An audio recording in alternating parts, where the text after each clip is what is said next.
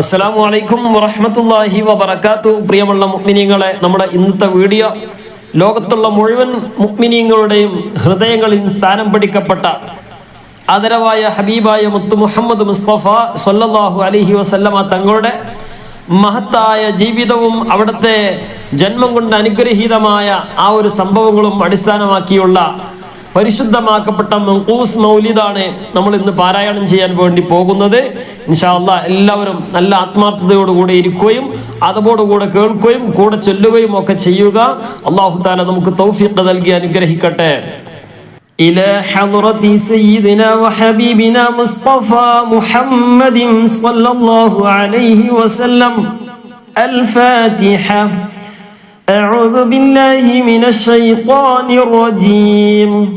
بسم الله الرحمن الرحيم. الحمد لله رب العالمين. الرحمن الرحيم. مالك يوم الدين. إياك نعبد وإياك نستعين. اهدنا الصراط المستقيم. صراط الذين أنعمت عليهم غير المغضوب عليهم ولا الضالين. آمين.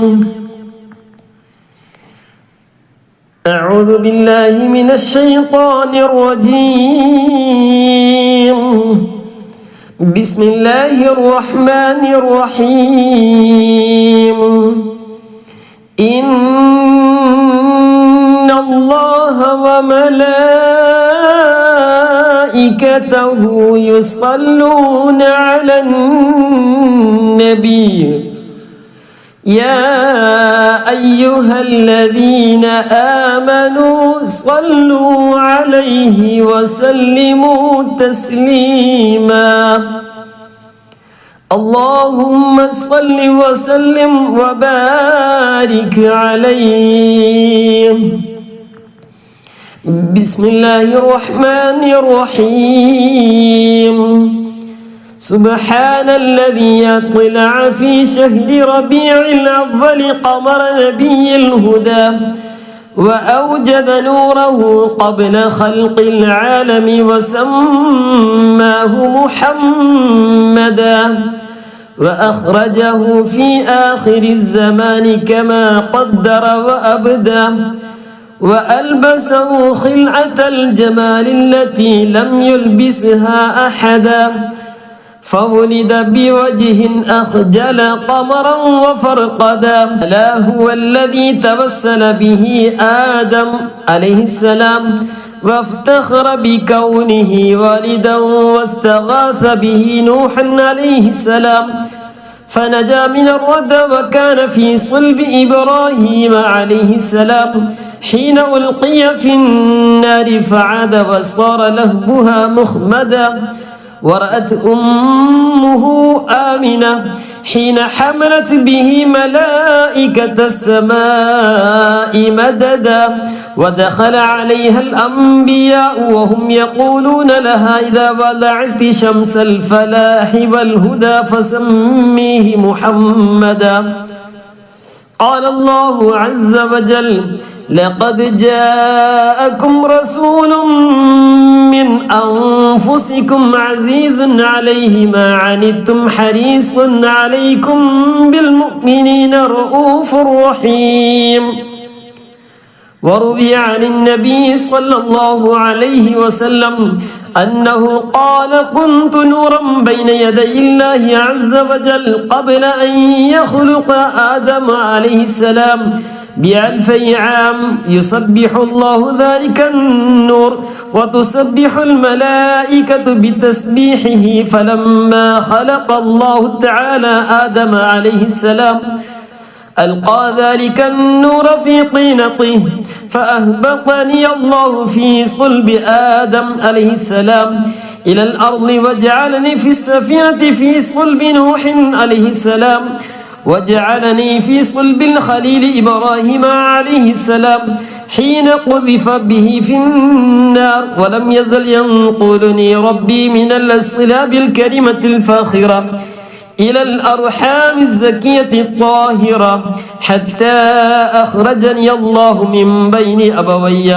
ولم يلتقيا على سفاح قط صلى الله على سيدنا محمد صلى الله عليه وسلم صلى الله على سيدنا محمد صلى الله عليه وسلم صلى الله على سيدنا محمد صلى الله عليه وسلم أنت تطلع بيننا في الكواكب كالبدور بل وأشرف منه يا سيدي خير النبي الصلاة على النبي والسلام على الرسول الشفيع الأبطحي والحبيب العربي أنت أم أم أبو ما رأينا فيهما مثل حسنك قط يا سيدي خير النبي الصلاة على النبي والسلام على الرسول الشفيع الأبطحي والحبيب العربي أنت منجينا غدا من شفاعتك الصفا من لنا مثلك يا سيدي خير النبي الصلاة على النبي والسلام على الرسول الشفيع الأبطحي والحبيب العربي ارتكبت على الخطا غير حسر وعداد لك أشكو فيه يا سيدي خير النبي الصلاة على النبي والسلام على الرسول الشفيع الأبطحي والحبيب العربي إننا نرجو إلى كأس حوضك للعطش يوم نشر كتابي يا سيدي خير النبي الصلاة على النبي والسلام على الرسول الشفيع الأبطحي والحبيب العربي الشفاعة هب لنا في القيامة مشفقا واهلنا إن ضاع يا سيدي خير النبي الصلاة على النبي والسلام على الرسول الشفيع الأبطحي والحبيب العربي الصلاة على النبي كل وقت دائما لاح نجم في السماء سيدي خير النبي الصلاة على النبي والسلام على الرسول الشفيع الأبطحي والحبيب العربي روى كعب الأحبار رضي الله عنه لما أراد الله تعالى إظهار النور المخزون وإبراز الجوهر المكنون من عبد الله إلى بطن آمنة رضي الله عنهما أطهر فتاة في العرب وذلك في ليلة الجمعة من شهر رجب أمر رضوان عليه السلام ففتح أبواب الجنان وتزينت الحور والولدان ودقت بشائر الأفراح وزهرت كواكب الصباح ونادى مناد في السماء والأرض ألا إن النور المكنون منه سيد البشر في بطن آمنة رضي الله عنها قد استقر ولما انتقل نور نبينا محمد صلى الله عليه وسلم من عبد الله إلى بطن آمنة رضي الله عنهما اهتز العرش طربا واستبشارا وزاد الكرسي هيبة ووقارا وامتلأت السماوات أنوارا وضجت الملائكة تهليلا واستغفارا فأصبحت آمنة تلك الليلة والأنوار تلوه في جبهتها المؤتمنة وأمنت به من المخاوف الكامنة وظهرت لانتقال نوره الآيات وتباشرت به جميع المخلوقات ولما حملت به صلى الله عليه وسلم في رجب الهنا بشرت في شعبان بنين المنى وقيل لها في رمضان لقد حملت بالمطهر من الدنس والخنا وسمعت الملائكة في شوال يبشرونها بالظفر بغاية المنى ورأت الخليل إبراهيم عليه السلام في ذي القعدة وهو يقول لها أبشري بصاحب الأنوار والوقار والسلام وأتاها في ذي الحجة موسى الكليم عليه السلام وأعلمها برتبة سيدنا مصطفى محمد صلى الله عليه وسلم وجاهه الأسنى وناداها في محرم جبريل عليه السلام بأن وقت ولادتها قد دنا واصطفت الملائكة منزلا في صفر فعلمت أن موعد السرور قد قرب ودنا فلما هل ربيع الأول أضاءت الأرض والسماء وأشرقت البيت والصفا ثم لما جاء وقت الولادة وخرج منشور السعادة وجد بآمنة أمر الولادة وحان بروز شمس السعادة تلألأ الحق نورا أضاء ونشرت له في الكون أعلام الرضا وإذا بطائر أبيض قد سقط من الهوى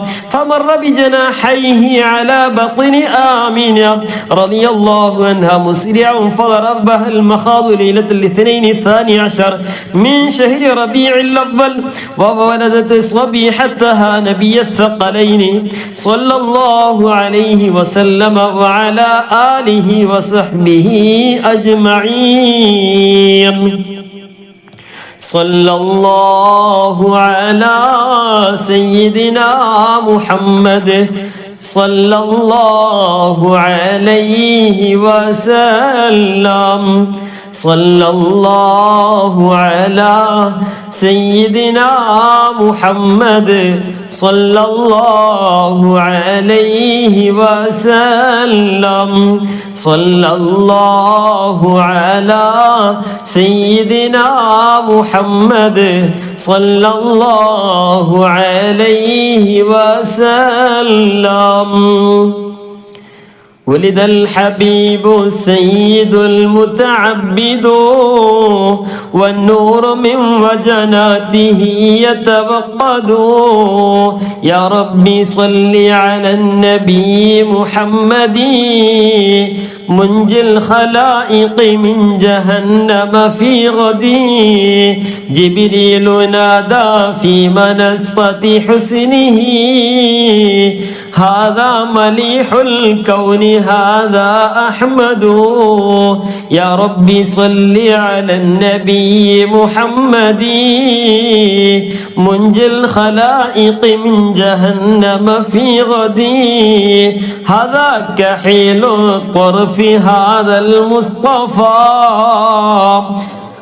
هذا جزيل الوصف هذا السيد يا ربي صل على النبي محمد منجي الخلائق من جهنم في غدي هذا جميل النعت هذا المرتضى هذا مليح الوجه هذا الأوحد يا ربي صل على النبي محمد منجي الخلائق من جهنم في غدي هذا الذي خلقت عليه ملابس ونفائس فنظيره لا يوجد يا ربي صل على النبي محمد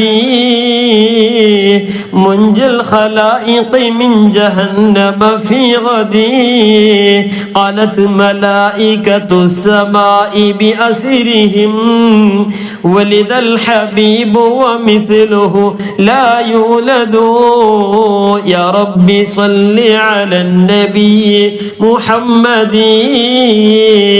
منجي الخلائق من جهنم في غدي قالت ملائكة السماء بأسرهم ولد الحبيب ومثله لا يولد يا ربي صل على النبي محمد منجي الخلائق من جهنم في غدي بشرى لأمته برؤية وجهه هذا هو الجاه العظيم الأزيد يا ربي صل على النبي محمد منجي الخلائق من جهنم في غدي ولدته مختونا ومكحولا كما قد جاء في الخبر الصحيح المسند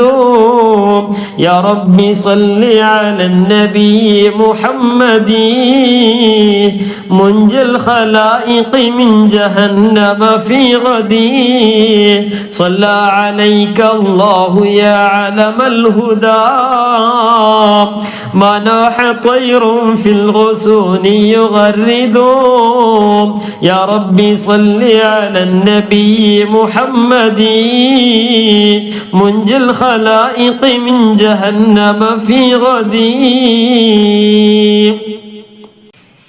وروي أن آمنة رأت حين وضعته صلى الله عليه وسلم نورا الله له قصور بصرى من أرض الشام وروي أن آمنة قالت لما وضعته مددت عيني لأنظر ولدي فنمره ثم وجدته في المخدع وهو مكحول مدهون مختون ملفوف بثوب من الصوف الأبيض ألين من الحرير يفوه الطيب من جنبه فجعلت أنظر إليه وإذا منادي ينادي يخفو عن أعين الناس قالت فما كان غيبته وحضوره إلا كلمح البصر ولما كنت متحيرة من ذلك إذا بثلاثة نفر قد دخلوا علي كأن وجوههم أقمار وفي يد أحدهم إبريق من الفضة ومع الآخر طشت من الزبرجد الأخضر وفي يد الثالث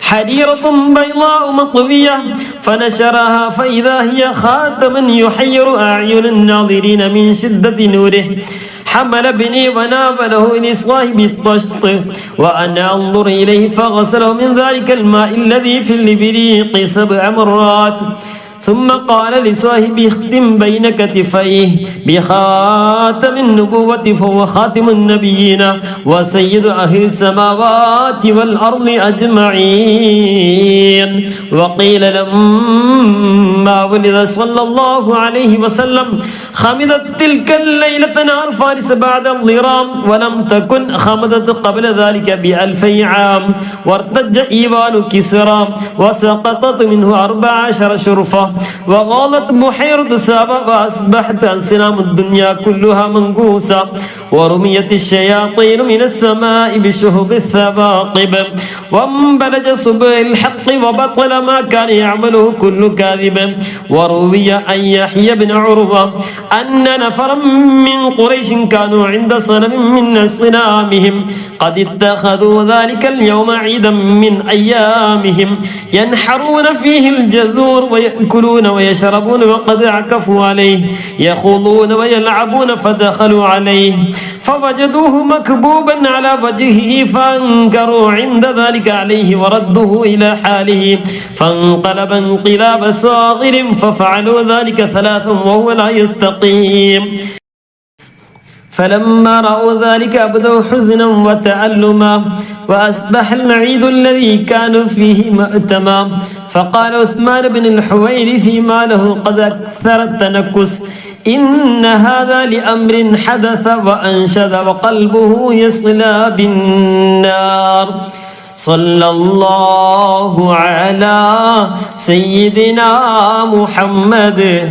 صلى الله عليه وسلم صلى الله على سيدنا محمد صلى الله عليه وسلم صلى الله على سيدنا محمد صلى الله عليه وسلم أيا صنم العيد الذي صف حوله صناديد من وفد بعيد ومن قرب صلاة وتسليم وأزكى تحيتي على المصطفى المختار خير البرية تنكست مقلوبا فما ذاك قل لنا فمن حزننا قد دارت العير بالسحب صلاة وتسليم وأزكى تحيتي على المصطفى المختار خير البرية فإن كنت من ذنب أتينا فإننا نبوء بإقرار ونلوي عن الذنب صلاة وتسليم وأزكى تحيتي على المصطفى المختار خير البرية وإن كنت مغلوبا ونكست صغيرا فما أنت في الأوثان بسيد الرب صلاة وتسليم وأزكى تحيتي على المصطفى المختار خير البرية تردى لمولود أضاءت بنوره جميع فجاج الأرض خوفا من الرعب صلاة وتسليم وأزكى تحيتي على المصطفى المختار خير البرية ونار جميع الفرس قد خامدت له وقد بات شاه الفرس في أعظم الكرب صلاة وتسليم وأزكى تحيتي على المصطفى المختار خير البرية فيا لقسي ارجعوا عن ضلالكم وهبوا إلى الإسلام والمنزل الرحبي صلاة وتسليم وأزكى تحيتي على المصطفى المختار خير البرية قال ابن إسحاق لما كان اليوم السابع ذبح عنه جده عبد المطلب وقام بأمره كما يجب ودعا قريشا وأطعمهم وأكرمهم فلما أكلوا قالوا يا عبد المطلب ما سميت ابنك قال سميته محمدا اللهم صل وسلم وبارك عليه فقالوا قد رغبت عن أسماء آبائك قال أردت أن يحمده من على الغبراء محمدا سموا نبي الهدى وهو أحق الناس بالحمد صلى عليه الله ما أشرقت شمس الضحى في ذلك السعد فلما كان وقت ظهور أسراره وإشراق الكون بأنواره فبينما آمنة في بيتها وحيدة مستأنسة ببركاته وهي فريدة ولم تشعر إلا وقد أشرق في بيتها النور وعمها الفرح والسرور وأقبلت الملائكة والحور وحف هجرتها أنواع الطيور وهي تسمع لازدحام واحتفالهم بقدوم الحبيب همسا وكيف لا وسيد العالمين في بيتها أمسى صلى الله على سيدنا محمد صلى الله عليه وسلم صلى الله على سيدنا محمد صلى الله عليه وسلم صلى الله على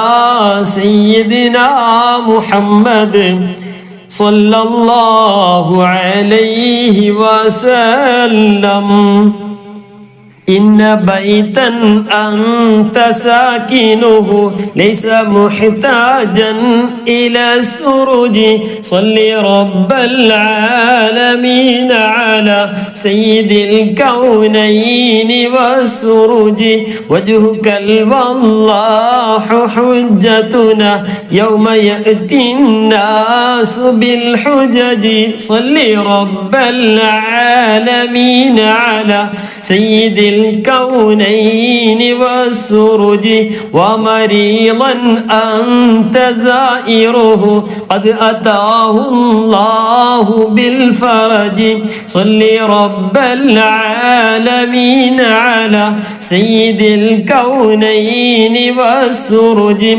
فاز من قد كنت بغيته وسما في أرفع الدرج صل رب العالمين على سيد الكونين والسرج باذلا في الحب مهجته سامحا بالروح والمهج صل رب العالمين على سيد الكونين والسرج يا كريم الجود راحتهم فكفيت البحر واللجج صل رب العالمين على سيد الكونين والسرج أنت منجينا من الحرق من لهيب النار والأجج صل رب العالمين على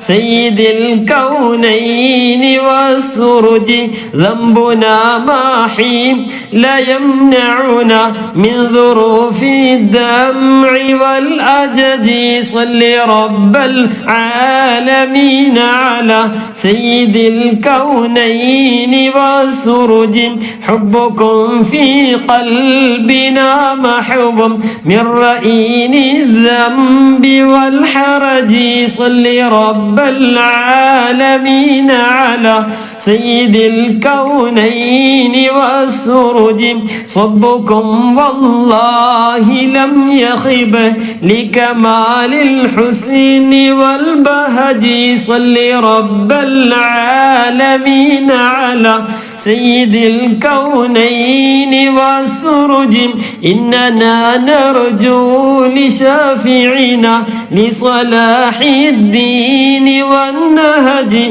صل رب العالمين على سيد الكونين والسرج وهو نجانا من البلوى طيبه في العالم الأرج صل رب العالمين على سيد الكونين والسرج ربي وارزقنا زيارته قبل قبض الروح والخرج صل رب العالمين على سيد الكونين والسرج صل يا ربي على الهادي لسبيل الحق والفرج صل رب العالمين على سيد الكونين والسرج إذا في هذا الشهر فجعل يهزأ بي فعز علي ذلك ووجدت من ذلك أمرا عظيما فلما نمت في تلك الليلة رأيت رسول الله صلى الله عليه وسلم في المنام فقال لي ما بك فأخبرته بخبري مع الذمي فقال لا تحزن فإنه يأتي إليك غدا وهو مؤمن قال فاستيقظت وقد تزايد وجدي وأنا أنتظر إنجاز بعدي وسحب المدامع قد جرت على خدي وإذا بالباب يطرق والذمي يقول افتح فقد زال صدى قلبي إن كان الحبيب قد كان عندك فالبارحة قد كان عندي قال ففتحت له الباب فدخل وهو يقول لا إله إلا الله محمد رسول الله صلى الله عليه وسلم فقلت له ما شأنك قال رأيت الليلة رجلا حسن الوجه طيب الرائحة عظيم الهيبة أزج الحاجبين سهل الخدين إذا تكلم فعليه البهاء وإذا صمت فعليه الوقار حلو المنطق إذا طلع تقول هذا البدر المنير وإذا مشى يفوه منه المسك والعنبر ما أحسن وجهه وما طيب رائحته فأردت أن أقبل يديه قال أتقبل يدي وأنت على غير ديني فقلت من أنت الذي من الله علي بك قال أنا الذي أرسلت رحمة للعالمين أنا سيد الأولين والآخرين أنا محمد خاتم النبيين ورسول رب العالمين فقلت لا إله إلا الله محمد رسول الله صلى الله عليه وسلم ففتى يدي وعنقني ثم قال هذه الجنة وذاك القصر لك فقلت ما علامة ذلك قال أن تموت غدا قال صاحب الحكاية فبينما هو يحدثني وإذا بالباب يطرق وقائل يقول إن كنت أنت حظيت يوما باللقاء زال الجفا عنا وقد زال الشقاء فقلت له من هؤلاء قال زوجتي وابنتي قال فدخلتا وهما تقولان لا إله إلا الله محمد رسول الله فقال لهما كيف إيمانكما قالتا رأيناه كما رأيت رأي عين وإن كان وعدك بقصر فقد وعدنا بقصرين قال فمات الرجل في الوقت وفي الغد ماتت ابنته وفي اليوم الثالث ماتت زوجته رحمه الله تعالى ورحمنا معهم الحمد لله الذي جعلنا من أمة محمد صلى الله عليه وسلم كلما ذكره الذاكرون وغفل عن ذكره الغافلون صلى الله على سيدنا محمد صلى الله عليه وسلم صلى الله على سيدنا محمد صلى الله عليه وسلم صلى الله على سيدنا محمد صلى الله عليه وسلم أحيا ربيع القلب شهر المولد كل الأنام بذكر مولد أحمد يا ربي صل على النبي محمد منجي الخلائق من جهنم في غدي جاءت لمولده الشريف بشائر وخوارق العادات ليلة مولدي يا ربي صل على النبي محمد منجي الخلائق من جهنم في غدي آياته والمعجزات كثيرة شهدت بصحتها عقول الحسد يا ربي صل على النبي محمد منجي الخلائق من جهنم في غدي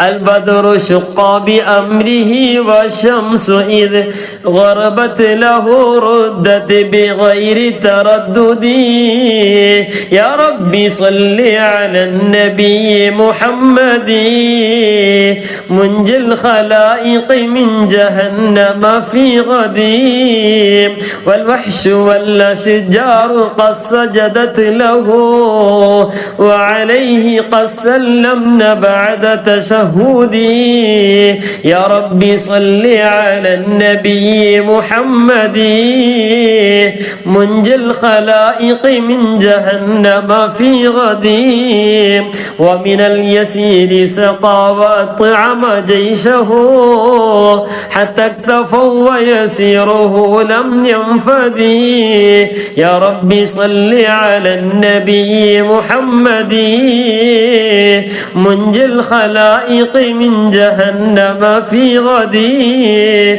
وله الوسيلة والفضيلة والعلا ومقامه المحمود يوم الموعد يا ربي صل على النبي محمد منجي الخلائق من جهنم في غدي أوصافه ما ينتهي تعدادها فالمدح يقصر عن بلوغ المقصد يا ربي صل على النبي محمد منجي الخلائق من جهنم في غدي يا سيد السادات جئتك قاصدا أرجو حماك فلا تخيب مقصدي يا ربي صل على النبي محمد منجي الخلائق من جهنم في غدي قد حل بما قد علمت من الأذى والظلم والضعف الشديد فأسعدي يا ربي صل على النبي محمد منجي الخلائق من جهنم في غدي ما لي سوى حبي لديك وسيلة فمن علي بفضل جودك أسعدي يا ربي صل على النبي محمد منجي الخلائق من جهنم في غدي إني نزيلك والنزيل لديك يا خير الأنام بكل خير يغتدي يا ربي صل على النبي محمد منجي الخلائق من جهنم في غدي فعليك منا كل وقت دائما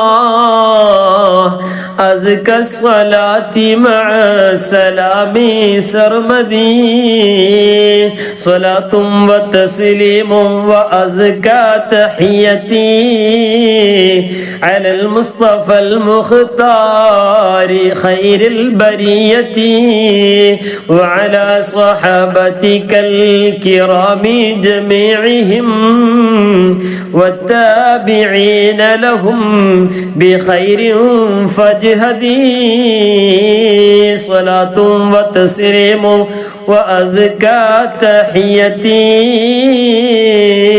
على المصطفى المختار خير البرية صلاة وتسليم وأزكى تحيتي على المصطفى صلوا عليه وسلموا.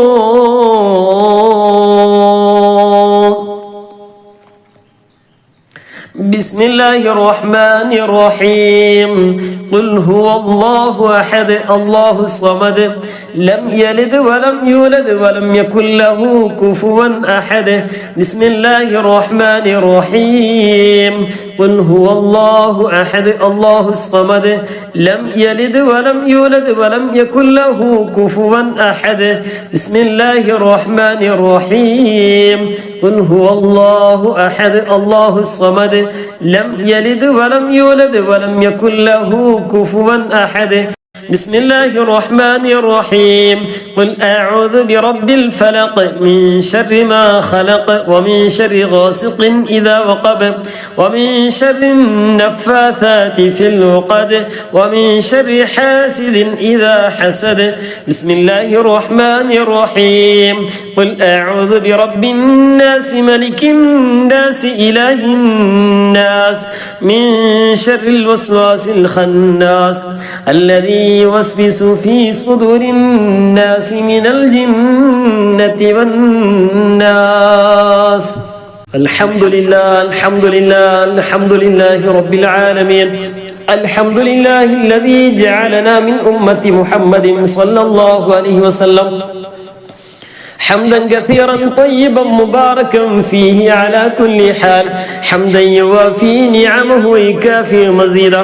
اللهم صل وسلم وبارك على رسولك سيدنا محمد وعلى آل سيدنا ومولانا محمد صلاة تنجينا بها من جميع الأهوال والبليات وتسلمنا بها من جميع الأسقام والآفات وتطهرنا بها من جميع السيئات وتغفر لنا بها جميع الخطيئات وتقضي لنا بها جميع الحاجات وترفعنا بها عندك على الدرجات وتبلغنا بها قصى الغايات من جميع الخيرات في الحياة وبعد الممات.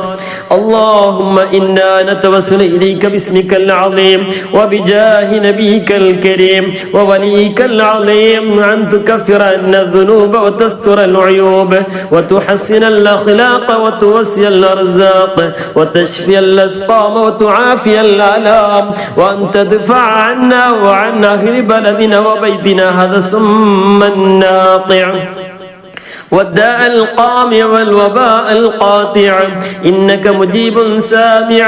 وأن تصرف عنا الطاعون والبلاء وتعصمنا من إنزال قهرك والوباء وتحجبنا بنورك من شر عدونا وشر الملعون ومن شر الوباء والطاعون.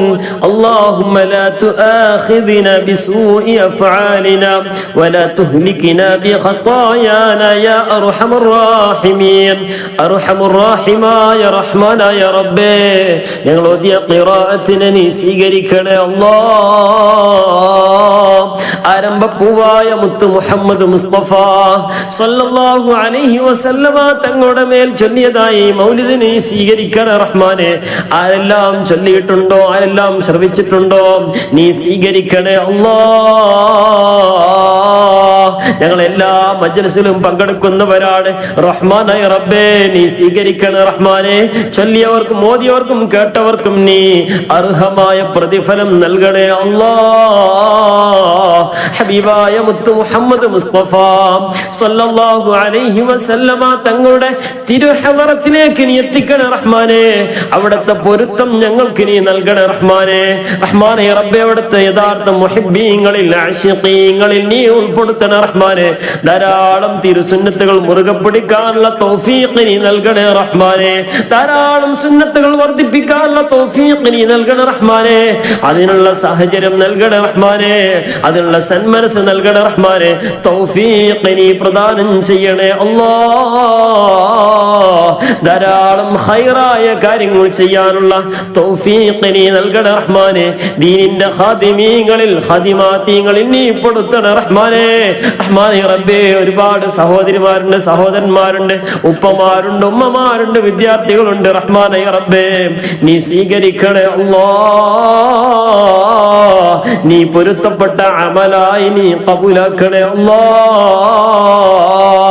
എല്ലാവിധ മഹത്തുക്കളുടെയും ഹളറാത്തിലേക്ക് നീ എത്തിക്കണേ റഹ്മാനെ. പ്രത്യേകിച്ച് ഞങ്ങളിൽ നിന്ന് മരണപ്പെട്ടുപോയവരുടെ ഹളറാത്തിലേക്ക് നീ എത്തിക്കണേ അല്ലാഹ്. ഞങ്ങളെ കുടുംബങ്ങളിൽ നിന്ന്, ഞങ്ങളെ അയൽവാസികളിൽ നിന്ന്, ഞങ്ങളെ കൂട്ടുകാരിൽ നിന്ന്, ഞങ്ങളെ നാട്ടിൽ നിന്ന് റഹ്മാനെ റബ്ബേ, ഞങ്ങളുമായി ബന്ധപ്പെട്ട ആരെല്ലാം മരണപ്പെട്ടു പോയിട്ടുണ്ടോ ഇന്നവര് ഖബറിലാണ്. റഹ്മാനെ റബ്ബേ, അവരുടെ ഖബറിടം നീ സ്വർഗീയ പൂന്തോപ്പാക്കി അനുഗ്രഹിക്കണേ അല്ലാഹ്. അവിടെ ഖബറിലേക്ക് നീ ഈനാസായി നീ എത്തിച്ചു കൊടുക്കണേ അല്ലാഹ്. ഞങ്ങളാക്കിയ മാതാപിതാക്കളുണ്ട് റഹ്മാനെ റബ്ബേ, സഹോദരന്മാരുണ്ട്, സഹോദരിമാരുണ്ട് റഹ്മാനെ റബ്ബേ, ഞങ്ങൾക്ക് വേണ്ടപ്പെട്ടവരുണ്ട് റഹ്മാനെ റബ്ബേ. അവിടെ ഖബറിലേക്ക് ഇതിനൊക്കെ മിസ്ലി സവാബിനെ നീ എത്തിച്ചു കൊടുക്കണം അല്ലാഹ്. ഞങ്ങളോട് സഹകരിച്ചവരുണ്ട്, സഹായിച്ചവരുണ്ട്, ഭക്ഷണം തന്നവരുണ്ട് റഹ്മാനെ റബ്ബേ. ദുആ കൊണ്ട് വസിയത്ത് ചെയ്തവരെ കൊണ്ട് റഹ്മാനെ റബ്ബേ, മരണപ്പെട്ടവർക്ക് നീ മഗ്ഫിറത്ത് നൽകണേ അല്ലാഹ്, മർഹമത്ത് നൽകണേ റഹ്മാനെ. ഖബറാനന്തര ജീവിതം നീ സന്തോഷത്തിലാക്കി കൊടുക്കണം റഹ്മാനെ. ഞങ്ങളൊക്കെ ചൊല്ലിയതും ഓതിയതൊക്കെ അവരുടെ ഹദറത്തിലേക്ക് എത്തിച്ച്, അവരുടെ ഹദറാത്തിലേക്ക് എത്തിച്ച് അവർക്ക് നീ ഉന്നതമായ പദവികൾ നൽകി അനുഗ്രഹിക്കണം റഹ്മാനെ. ഉയർന്ന ദറജ നൽകി അനുഗ്രഹിക്കണം റഹ്മാനെ. ഉന്നതമായ സ്ഥാനത്തെത്തുന്നവരിൽ നീ ഉൾപ്പെടുത്തണം റഹ്മാനെ. ഹബീബായ മുത്തു മുഹമ്മദ് മുസ്തഫ, ഹബീബായ ലോകത്തിന്റെ നേതാവായ അഷ്റഫുൽ വറാ മുത്തലി മുത്തു മുഹമ്മദ് മുസ്തഫ സല്ലല്ലാഹു അലൈഹി വസല്ലം തങ്ങളെ അവിടുത്തെ ഹദറത്തിലേക്ക് നീ എത്തിക്കണേ റഹ്മാനെ. അവിടുത്തെ ഹയോടുകൂടെ നാളെ സുഖലോക സ്വർഗീയാരമത്തിന് ഒരുമിച്ച് കൂട്ടി അനുഗ്രഹിക്കണേ റഹ്മാനെ. അവിടുത്തെ കരങ്ങളിൽ നിന്ന് ഹൗലുൽ കൗസർ ഒന്ന് വാങ്ങി കുടിക്കാനുള്ള സൗഭാഗ്യം നൽകണേ റഹ്മാനെ. അവിടുത്തെ കരമൊന്ന് ചുംബിക്കാനുള്ള തൗഫീഖ് നീ നൽകണേ അല്ലാഹ്. അവിടുത്തെ ജീവാറിൽ നിന്നുകൊണ്ട് നിന്റെ ലിഖാ കാണാനുള്ള സൗഭാഗ്യം നീ നൽകണേ റഹ്മാനെ. നിന്നെ കാണാനുള്ള സൗഭാഗ്യം നീ നൽകണേ റഹ്മാനെ. റഹ്മാനെ റബ്ബേ, നിന്നെ കാണാനുള്ള മഹത്തായ സൗഭാഗ്യം ഞങ്ങൾക്കും ഞങ്ങളോട് ബന്ധപ്പെട്ടവർക്കും, ഞങ്ങളെ മാതാപിതാക്കൾ, ഞങ്ങളെ ഉസ്താദുമാര് റഹ്മാനെ റബ്ബേ, പറയപ്പെട്ട എല്ലാവരെയും നീ ഉൾപ്പെടുത്തണേ അല്ലാഹ്. അതിനുള്ള തൗഫീഖ് നീ നൽകണേ അല്ലാഹ്. ഒരുപാട് പ്രയാസങ്ങൾ ഉള്ളവരുണ്ട് റഹ്മാനെ റബ്ബേ. പ്രയാസങ്ങളൊക്കെ നീ നീക്ക് സന്തോഷം നൽകണേ റഹ്മാനെ. കുടുംബത്തിൽ പ്രയാസമുള്ളവരുണ്ട്, സമ്പത്തിൽ പ്രയാസമുള്ളവരുണ്ട്. എല്ലാ പ്രയാസങ്ങളും നീ നീക്കി ഞങ്ങൾക്ക് നീ സമാധാനം നൽകണേ റഹ്മാനെ. ബറക്കത്ത് നൽകണേ റഹ്മാനെ. ബറക്കത്തില്ലാത്ത ഒന്നും തന്നെ നീ നൽകല്ല റഹ്മാനെ. നിന്റെ റഹ്മത്തിന്റെ തീർനോട്ടമില്ലാത്ത ഒന്നും തന്നെ നീ നൽകല്ല റഹ്മാനെ. ഐശ്വര്യം നൽകണേ റഹ്മാനെ. അഭിവൃദ്ധി നൽകണേ റഹ്മാനെ. ഒരാളുടെ മുമ്പിൽ കൈനീട്ടേണ്ട അവസ്ഥ നീ വരുത്തല്ല റഹ്മാനെ. നീ വരുത്തല്ല റഹ്മാനെ. കടമുള്ളവരുണ്ട്, നീ വീട്ടാനുള്ള മാർഗങ്ങൾ നീ എളുപ്പമാക്കി തരണേ അല്ലാഹ്. ഞങ്ങളെ ജോലികളിൽ, ഞങ്ങളെ കച്ചവടങ്ങളിൽ നീ ബറക്കത്ത് നൽകണേ റഹ്മാനെ. ഞങ്ങളുമായി ബന്ധപ്പെട്ട പലരും റഹ്മാനെ റബ്ബേ വിദേശത്ത് ജോലി ചെയ്യുന്നവരുണ്ട്. അവിടൊക്കെ ജോലികളിൽ നീ ബറക്കത്ത് നൽകണേ അല്ലാഹ്. ഈ അടുത്ത ദിവസങ്ങളിലായിട്ട് ഒരുപാട് സഹോദരന്മാര് ഒരുപാട് ദുആ കൊണ്ട് വസിയത്ത് ചെയ്തിട്ടുണ്ട്. നീ സ്വീകരിക്കണം റഹ്മാനെ. അവിടൊക്കെ മുറാദുകൾ നീ ഹസിലാക്കി കൊടുക്കണേ റഹ്മാനെ. ഹസിലാക്കി കൊടുക്കണേ റഹ്മാനെ.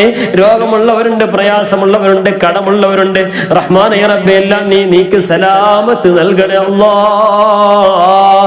വീടില്ലാത്തവരുണ്ട്, വീട് നൽകണേ അല്ലാഹ്. കടമുള്ളവരുണ്ട്, കടം നീ വീട്ടി കൊടുക്കണേ റഹ്മാനെ. രോഗ രോഗമുള്ളവരുടെ രോഗം നീ ശിഫയാക്കി കൊടുക്കണേ റഹ്മാനേ. പ്രയാസമുള്ളവരുണ്ട്, ബുദ്ധിമുട്ടുള്ളവരുണ്ട്, ഈ അതെല്ലാം നീക്ക് സലാമത്ത് നൽകണേ അല്ലാഹ്. നീ ഇസ്സത്ത് നൽകണേ റഹ്മാനേ, നീ ഐശ്വര്യം നൽകണേ റഹ്മാനേ, റാഹത്ത് നൽകണേ റഹ്മാനേ. ഖൽബിൽ നീ റാഹത്തിനെ നിറക്കണേ റഹ്മാനേ. ഞങ്ങളിലുള്ള മഹബ്ബത്തിനെ നീ വർദ്ധിപ്പിക്കണേ അല്ലാഹ്. ഈമാനെ നീ ശക്തിപ്പെടുത്തണേ റഹ്മാനേ. പൂർണ്ണ ഹിദായത്തിനായിക്കൊണ്ട്, പൂർണ്ണ ഈമാനിലായിക്കൊണ്ട്, അഹ്ലുസ് സുന്നത്തി വൽ ജമാഅത്തിനായിക്കൊണ്ട് അടിയറച്ചുകൊണ്ട് ജീവിക്കാനുള്ള തൗഫീഖ് നീ നൽകണേ അല്ലാഹ്. നീ തൗഫീഖ് നൽകണേ റഹ്മാനേ, നീ തൗഫീഖ് നൽകണേ റഹ്മാനേ. മരണം ഖൈറാകുന്ന സമയത്ത് പരിപൂർണ്ണ ഈമാനോടുകൂടെ, റാഹത്തോടുകൂടെ, സന്തോഷത്തോടുകൂടെ ഈ ലോകത്തുനിന്ന് വിട പറയാൻ ഹബീബായ മുത്ത് മുഹമ്മദ് മുസ്തഫ സല്ലല്ലാഹു അലൈഹി വസല്ലമ തങ്ങളുടെ ഹഖ് ജാഹ് ബറക്കത്ത് കൊണ്ട് റഹ്മാനേ റബ്ബേ, ഞങ്ങൾ ഈ ചൊല്ലിയ ഈ മൗലിദിന്റെ ബറക്കത്ത് കൊണ്ട് ഈ സദസ്സ് കാരണമായിട്ട് ബഹുമാനപ്പെട്ട ഹബീബായ റസൂൽ കരീം സല്ലല്ലാഹു അലൈഹി വസല്ലമ തങ്ങളുടെ അവിടുത്തെ പൂമുഖം ദർശിച്ചുകൊണ്ട് മൗത്താകാനുള്ള തൗഫീഖ് നീ നൽകണേ അല്ലാഹ്. ഖബറിലുള്ള ഹിസാബിനെ നീ എളുപ്പമാക്കണേ റഹ്മാനേ, ഖബറിലുള്ള സുആലിനെ നീ എളുപ്പമാക്കണേ റഹ്മാനേ, മഹ്ശറിലുള്ള ഹിസാബിനെ നീ എളുപ്പമാക്കണേ റഹ്മാനേ. സിറാത്ത് പാലം മിന്നൽ വേഗതയിൽ കടക്കുന്നവരെ നീ ഉൾപ്പെടുത്തണേ റഹ്മാനേ. സിറാത്ത് പാലം കാണാതെ സ്വർഗത്തിലെത്തുന്നവരുണ്ട്, ആ കൂട്ടത്തിൽ ഞങ്ങളെ നീ പെടുത്തണേ അല്ലാഹ്. ഹിസാബില്ലാതെ സ്വർഗത്തിലെത്തുന്നവരുണ്ട്, ആ വിഭാഗത്തിൽ യഥാർത്ഥ മുത്തഖീങ്ങളിൽ നീ ഉൾപ്പെടുത്തണേ അല്ലാഹ്. നീ ഉൾപ്പെടുത്തണേ റഹ്മാനേ, റഹ്മാനേ റബ്ബേ. പലരും പ്രായമുള്ളവരുണ്ട് റഹ്മാനേ റബ്ബേ, സഹോദരന്മാരുണ്ട്, ഉപ്പമാരുണ്ട്, ഉമ്മമാരുണ്ട് റഹ്മാനായ റബ്ബേ. പ്രത്യേകിച്ച് പരിശുദ്ധ ഖുർആൻ ഞങ്ങളെ ക്ലാസ് മുഴുവനായിട്ടും കേൾക്കുന്നവരുണ്ട് റഹ്മാനായ റബ്ബേ. അവർക്ക് നീ എല്ലാ നിലക്കും ഖൈർ പ്രദാനം ചെയ്യണേ അല്ലാഹ്. പരിശുദ്ധ ഖുർആൻ ഞങ്ങൾക്ക് പഠിക്കണം റഹ്മാനായ റബ്ബേ. എന്ത് ചെയ്യണം ഉസ്താദേ എന്ന് പറഞ്ഞുകൊണ്ട് ഒരുപാട് ആളുകൾ ബന്ധപ്പെടുന്നുണ്ട് റഹ്മാനായ റബ്ബേ. പരിശുദ്ധ ഖുർആൻ വളരെ മനോഹരമായിട്ട് അവർക്കും ഞങ്ങൾക്കും പാരായണം ചെയ്യാനുള്ള തൗഫീഖ് നീ നൽകണേ റഹ്മാനേ. ഞങ്ങളൊക്കെ മുതഅല്ലിമീങ്ങളാണ്, പഠിക്കുന്നവരാണ് റഹ്മാനായ റബ്ബേ. ഞങ്ങളെ ഇൽമിൽ നീ ബറക്കത്ത് നൽകണേ അല്ലാഹ്. ജീവിതത്തിന്റെ അവസാനം വരെ ഞങ്ങളെ മുതഅല്ലിമീങ്ങളാക്കി മാറ്റണേ റഹ്മാനേ. ഇൽമ് പഠിക്കുന്നവരാക്കി മാറ്റണേ റഹ്മാനേ. പരിശുദ്ധ ഖുർആനാണ്, ആ ഖുർആൻ യഥാർത്ഥമായിട്ട് പഠിക്കാനുള്ള തൗഫീഖ് നീ നൽകണേ റഹ്മാനേ. ആ ഖുർആൻ അനുസരിച്ച് ജീവിക്കാനുള്ള തൗഫീഖ് നീ നൽകണേ റഹ്മാനേ. ഹബീബായ മുത്ത് മുഹമ്മദ് മുസ്തഫ സ്വല്ലല്ലാഹു അലൈഹി വസല്ലമ തങ്ങളുടെ തിരുസുന്നത്തുകൾ മുറുകെ പിടിച്ചുകൊണ്ട് ജീവിക്കുന്നവരെ നീ ഉൾപ്പെടുത്തണേ അല്ലാഹ്. നീ ഉൾപ്പെടുത്തണേ റഹ്മാനേ. നിന്റെ മഹാരഥന്മാരായ ഞങ്ങളെ മഹത്തുക്കളായ മുൻഗാമികൾ ഞങ്ങൾക്ക് കാണിച്ചു തന്ന മാർഗമുണ്ട്, ആ മാർഗത്തിലായിട്ട് ജീവിക്കാനുള്ള തൗഫീഖ് നീ നൽകണം റഹ്മാനേ. അവർ ജീവിച്ചതുപോലെ ഞങ്ങളെ കൊണ്ടാവില്ലെങ്കിലും കഴിവിന്റെ പരമാവധി തഖ്വയിലായിക്കൊണ്ട് ഇഖ്ലാസിലായിക്കൊണ്ട് ജീവിക്കാനുള്ള തൗഫീഖ് നീ നൽകണേ അല്ലാഹ്. നീ തൗഫീഖ് നൽകണേ അല്ലാഹ്. നീ തൗഫീഖ് നൽകണേ അല്ലാഹ്. ഞങ്ങളെല്ലാ കാര്യങ്ങളും എല്ലാവിധ ഉദ്ദേശങ്ങളും നീ പൂർത്തീകരിച്ച് നൽകണേ അല്ലാഹ്. പലരും പല സമയത്ത് പ്രയാസം പറഞ്ഞവരുണ്ട്, രോഗത്തിന്റെ പ്രയാസമാണ്, ബുദ്ധിമുട്ട് ആരോഗ്യത്തിന്റെ പ്രയാസം പറഞ്ഞവരാണ് റഹ്മാനേ റബ്ബേ. ആരോഗ്യമില്ലെങ്കിൽ ഇബാദത്തിന് ഉത്സാഹം ഉണ്ടാവുകയില്ല, ഇഖ്ലാസ് കുറയും റഹ്മാനേ റബ്ബേ. ഞങ്ങളെ ഖൽബിന് ഇഖ്ലാസിനെ നിറക്കണേ റഹ്മാനേ. നിന്നുകൊണ്ട് തന്നെ നിസ്കരിക്കാനുള്ള തൗഫീഖ് നൽകണേ റഹ്മാനേ. അതിനുള്ള ആഫിയത്ത് നൽകണേ റഹ്മാനേ. ഞങ്ങളെ ഇബാദത്തുകൾ പ്രത്യേകിച്ച് ഞങ്ങളെ നിസ്കാരം മുടക്കുന്ന ഒരു രോഗം, ഒരു പ്രയാസം, ഒരു സാഹചര്യം നീ നൽകല്ലേ അല്ലാഹ്. നീ നൽകല്ല റഹ്മാനേ, നീ നൽകല്ല റഹ്മാനേ, നീ നൽകല്ല റഹ്മാനേ. ഞങ്ങളിൽ ഏതെങ്കിലും രോഗങ്ങൾ ഉണ്ടെങ്കിൽ, ഏതെങ്കിലും രോഗികളുണ്ടെങ്കിൽ റഹ്മാനേ റബ്ബേ, രോഗങ്ങളൊക്കെ പരിപൂർണമായിട്ടും ശിഫ നൽകണേ റഹ്മാനേ. അജിലായ ശിഫ നൽകണേ റഹ്മാനേ.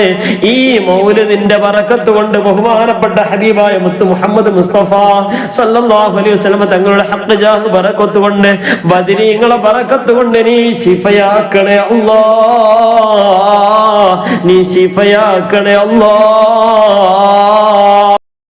അർഹമുർറഹീമായ റഹ്മാനായ റബ്ബേ, ഞങ്ങളെ വീട്ടിൽ നീ ബറക്കത്ത് നൽകണേ റഹ്മാനെ, ഞങ്ങളെ മക്കളിൽ നീ ബറക്കത്ത് നൽകണേ റഹ്മാനെ, ഞങ്ങളെ പേരമക്കളിൽ നീ ബറക്കത്ത് നൽകണേ റഹ്മാനെ, ഞങ്ങളെ മാതാപിതാക്കളിൽ നീ ബറക്കത്ത് നൽകണേ റഹ്മാനെ, ഞങ്ങളെ കുടുംബങ്ങളിൽ ഞങ്ങളെ സഹോദരി സഹോദരന്മാരിൽ നീ ബറക്കത്ത് നൽകണേ റഹ്മാനെ, ഞങ്ങളെ ഭാര്യ ഭർത്താക്കന്മാരിൽ ബറക്കത്ത് നൽകണേ റഹ്മാനെ. റഹ്മാനെ റബ്ബേ, ഞങ്ങളിൽ സഹോദരന്മാരെ പലരും സ്വദേശത്തും വിദേശത്തുമായി ജോലി ചെയ്യുന്ന സമയത്ത് ഞങ്ങളെ വീട്ടിൽ സഹോദരിമാര് മക്കളെ തർബിയത്ത് ചെയ്തുകൊണ്ട് പോറ്റുന്നവരാണ്. അവരെന്നെ ബറക്കത്ത് നൽകണേ അല്ലാഹ്. അവർക്ക് നീ എല്ലാ നിലക്കും നീ സലാമത്ത് കൊടുക്കണേ അല്ലാഹ്, റാഹത്ത് കൊടുക്കണേ അല്ലാഹ്. കഷ്ടപ്പെടുന്നവരാണ്, അതിനൊക്കെ നീ അർഹമായ പ്രതിഫലം നൽകണേ അല്ലാഹ്. ഞങ്ങളെ വിദേശത്ത് ജോലി ചെയ്യുന്ന സഹോദരന്മാരെ റഹ്മാനേ റബ്ബേ, അവർക്ക് വേറെ കൂട്ടില്ല, അവർക്ക് ഞങ്ങളുമായി കുടുംബമില്ല.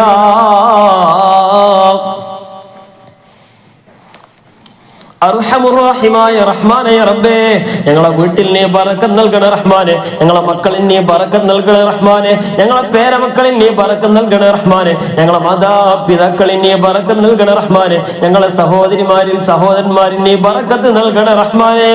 റഹ്മാനേ റബ്ബേ, ഞങ്ങളെ ഭാര്യ ഭർത്താക്കന്മാരിൽ നീ ബറക്കത്ത് നൽകണേ റഹ്മാനെ. റഹ്മാനേ റബ്ബേ, മക്കളില്ലാത്തവർക്ക് മക്കളെ നൽകണേ റഹ്മാനെ. റഹ്മാനേ റബ്ബേ, ആൺമക്കളില്ലാത്തവർക്ക് ആൺമക്കളെയും പെൺമക്കളില്ലാത്തവർക്ക് പെൺമക്കളെയും, അതുപോലെ തന്നെ വിവാഹ പ്രായമെത്തിയവരുണ്ട്, അനുയോജ്യരായ ഇണകളെ നൽകണേ അല്ലാഹ്, അനുയോജ്യരായ ഇണകളെ നൽകണേ റഹ്മാനേ. ഒരുപാട് കാലമായി പ്രതീക്ഷിച്ചിരിക്കുകയാണ് റഹ്മാനേ റബ്ബേ, അനുയോജ്യരായ ഇണകളെ കൊടുക്കണേ അല്ലാഹ്, നീ കൊടുക്കണേ റഹ്മാനേ. ഞങ്ങളെ വീട്ടിലുള്ള സഹോദരന്മാര് സ്വദേശത്തും വിദേശത്തുമായി ജോലി ചെയ്യുന്നവരുണ്ട്, അവരുടെ ജോലികളിൽ നീ ബറക്കത്ത് നൽകണേ റഹ്മാനെ. ഞങ്ങൾ ജോലി ചെയ്യുന്ന സമയത്ത് ഞങ്ങളെ വീട്ടിലെ കാര്യങ്ങൾ നോക്കുന്ന സഹോദരിമാര് റഹ്മാനേ റബ്ബേ, മക്കളെ തർബിയത്ത് ചെയ്യുന്നവരാണ്, വേണ്ടതുപോലെ തർബിയത്ത് ചെയ്യാനുള്ള തൗഫീഖ് നീ കൊടുക്കണേ അല്ലാഹ്, ഈ തൗഫീഖ് കൊടുക്കണേ അല്ലാഹ്. കഷ്ടപ്പെട്ടുകൊണ്ട് ജോലി ചെയ്യുന്ന സഹോദരന്മാരുണ്ട് റഹ്മാനേ റബ്ബേ, പ്രത്യേകിച്ച് സ്വദേശത്ത് വിദേശത്ത് ജോലി ചെയ്യുന്നവരുണ്ട് റഹ്മാനേ റബ്ബേ. അവിടൊക്കെ ജോലികളിൽ കച്ചവടങ്ങളിൽ നീ ബറക്കത്ത് നൽകണേ റഹ്മാനെ, അവരുടെ സംരംഭങ്ങളിൽ നീ ബറക്കത്ത് നൽകണേ റഹ്മാനെ. പുതിയ കച്ചവടം തുടങ്ങാൻ വേണ്ടി ഉദ്ദേശിച്ചവരുണ്ട്, അവർക്ക് എല്ലാ കാര്യത്തിലും നീ ഖൈറും ബറക്കത്തും റാഹത്തും സന്തോഷം നീ കൊടുക്കണേ അല്ലാഹ്, നീ നൽകണേ അല്ലാഹ്. റഹ്മാനേ റബ്ബേ, ഞങ്ങളെ നാട്ടിൽ നിന്ന് മറ്റൊരു നാട്ടിലേക്ക് പോയവരാണ് റഹ്മാനേ റബ്ബേ, മക്കളില്ല, കുടുംബമില്ല റഹ്മാനേ റബ്ബേ, മാതാപിതാക്കളില്ല, വേണ്ടപ്പെട്ടവരൊന്നും അവിടെ ഇല്ല റഹ്മാനേ റബ്ബേ. നീ താങ്ങും തണലുമാകണേ അല്ലാഹ്, നീ സമാധാനം കൊടുക്കണേ റഹ്മാനെ, നീ കൊടുക്കണേ റഹ്മാനെ. മഈശത്തിന് വേണ്ടി പോയവരാണ്, അവിടൊക്കെ നീ ബറക്കത്ത് നൽകണേ റഹ്മാനെ. പ്രത്യേകിച്ച് ഞങ്ങള് നമ്മുടെ ഈ കേരളക്കരയിലെ നമ്മുടെ ഇന്ത്യ രാജ്യത്ത് ഈ പ്രതാപം ഇവിടെ നിലനിൽക്കുന്നത് സ്വദേശത്ത് ജോലി ചെയ്യുന്നവരെ കൊണ്ടാണ്. ആ സ്വദേശത്ത് റഹ്മാനേ റബ്ബേ, പ്രത്യേകിച്ച് അറബ് നാടുകളിൽ നീ പ്രതാപം നീ നിലനിർത്തണേ അല്ലാഹ്, നീ നിലനിർത്തണേ അല്ലാഹ്. അവരുടെ നാട്ടിൽ നീ ബറക്കത്ത് നൽകണേ അല്ലാഹ്.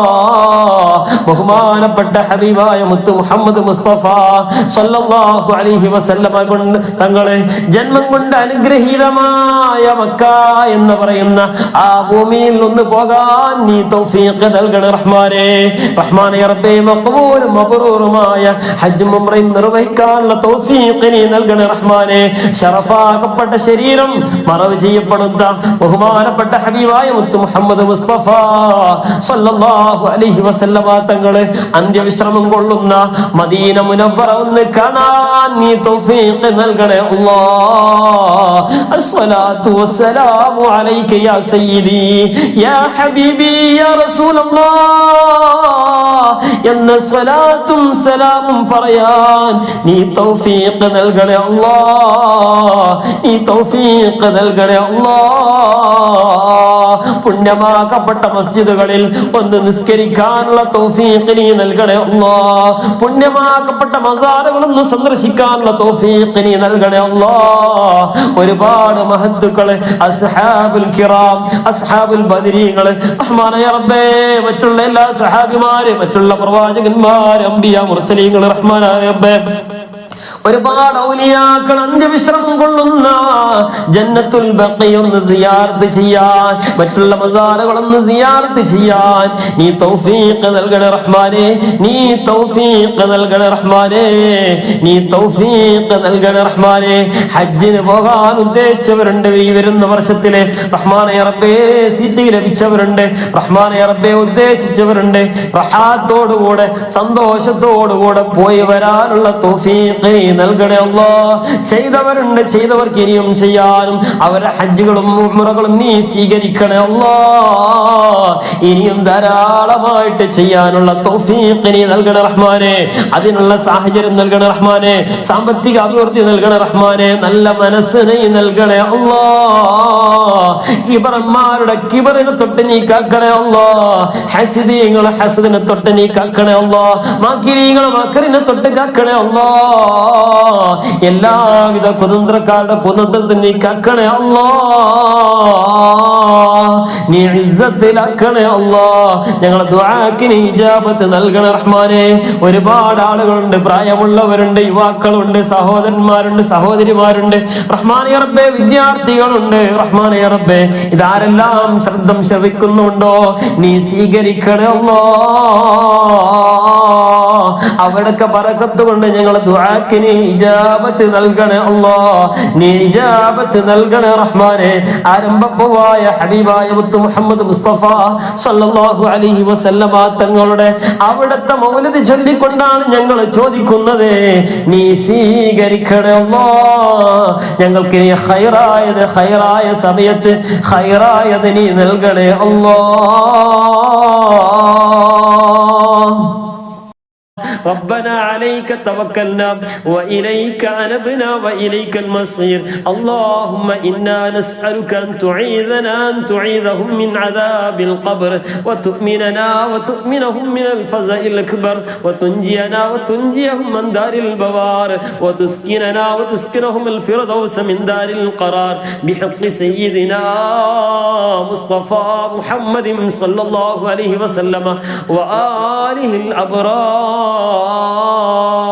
ربنا تقبل منا إنك أنت السميع العليم، وتب علينا إنك أنت التواب الرحيم.